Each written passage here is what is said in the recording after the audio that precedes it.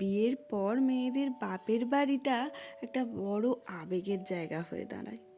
আর তারপর যদি কোনো ছোট বাচ্চা থাকে, তাহলে দাদু দিদার সঙ্গে কাটানো তার যে মুহূর্তগুলো দেখে না, মেয়েদের নিজের ছেলেবেলার কথা অনায়াসে মনে পড়ে যায়। বাবুই হওয়ার পর থেকে কোনোবারই একা একা আমি বাপের বাড়ি যেতে পারি না, সেই সাহসটাও করি না।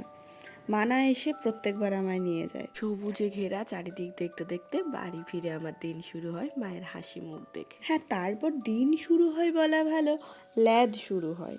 মানে হয় না, একটু বাড়ি গিয়ে মনে হয় একটা অপার শান্তি পেলাম। কেমন জানি একটা অশান্তিতে আছি শ্বশুর বাড়িতে, সেটা নয়, তবুও কেমন যেন একটা শান্তি।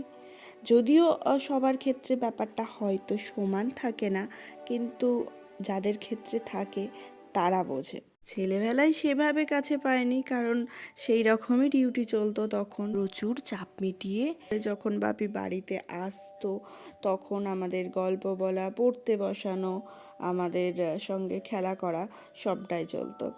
আজ আবার দেখি কার বাড়ি থেকে তাল পাতা চেয়ে এনে নাতির জন্য বাঁশি বানাচ্ছিল। এইভাবেই কেমন জানি নিজের ছেলেবেলাগুলোকে যেন চোখের সামনে ভেসে উঠতে দেখি।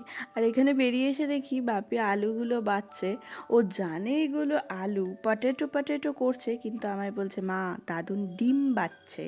যতদিন হলো এসেছি ততদিন ধরে স্নানের দায়িত্ব দিম্মার হাতেই চলে গেছে। আমাকে ওইসব আর কিছু দেখতে হয় না। আমি সকাল, দুপুর আর রাত্রি খাওয়াই, বাদ বাকি সময় দিম্মা আর মাম্মামি সমস্ত ব্যবস্থা করে দেয়। তাই মা স্নান করিয়ে দেওয়ার পর আমি ওকে রেডি করছিলাম দুপুরের খাবার খাওয়াবো বলে। খাইয়েই ছেড়ে দিতে সে দাদুনের কাছে শুয়ে পড়েছে। বাপি এইভাবেই আমাদের না নীতিকথার গল্প বলতে বলতে গায়ে হাত বুলোতে বুলোতে ঘুম পাড়াতো। ওর ক্ষেত্রেও তার কোনো অন্যথা হয় না। আর এই যে দিম্মার সঙ্গে লাঠি নিয়ে বিকেলবেলা ঘুম থেকে উঠে সে খেলছে, যতক্ষণ না খেলার সাথী পায় আর কি, ততক্ষণ দিম্মাই ওর খেলার সাথী। তারপর অগত্যা একটা বন্ধু পেয়েছে, কিন্তু ঠিক সাহস করছে না ধরতে, কারণ ও বইয়ে পড়েছে ছাগল একটু গুটিয়ে দেয়। অবশেষে তার সঙ্গী সাথী, মানে আমার দাদাদের ছেলে আর মেয়ে, সেটা ওর বিশাল সঙ্গী। সন্ধ্যা পর্যন্ত তাদের সঙ্গে খেলা করে ও ভীষণ মজা করে এখানে, কিন্তু ও একদম বাঁধন ছাড়া, ঠিক এই পাখিগুলোর মতো। আমি ছাদ থেকে এই সূর্যাস্ত দেখি আর এই পাখিগুলোর মানে ভিডিওগুলো ক্যাপচার করে নিয়ে আসি, কারণ এখানে আমি সত্যি বুঝতে পারি না যে আমার যেতে দেরি হয়ে যায় না পাখিগুলোই থাকে না। বাগান করার শখ আমার মায়ের চিরকালেরই, সে ফুল হোক বা সবজি। তাই কোনো জায়গায় দেখেছি বেগুন চাষ করেছে, কোনো জায়গায় বা লঙ্কা গাছ বসিয়েছে। তারপর আর কি, সন্ধ্যা হলে গ্রামে ঘরে যেমন সন্ধে দেখানো হয়, শহরেও দেখানো হয়, একদমই বলছি না যে হয় না। সন্ধে দেখিয়ে নারায়ণকে প্রণাম করে তার সন্ধ্যের খাবার খাওয়া, মাম খাইয়ে দেয়। এমনটা নয় যে আমি খাওয়াই না, একদমই ছেলের প্রতি যত্ন করি না। এমনটাই যে আমি শুধুমাত্র ওদের ভিডিওগুলোই ক্যাপচার করে নিয়ে আসি।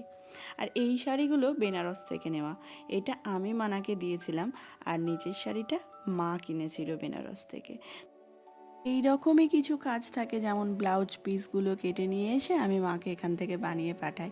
আর বাপের বাড়ির সাজিয়ে গুছিয়ে দেওয়া পোলাও, কষা মাংস যেমন খেতে সুন্দর লাগে, তেমনই ফ্যানে ভাতটাও ততোধিক শান্তিরই লাগে। শহরে আলোর ভিড়ে আমি তারা দেখতেই পাই না, তাই গ্রামের বাড়ি গিয়ে ছাদে শুয়ে শুয়ে তারা দেখা আমার চাই।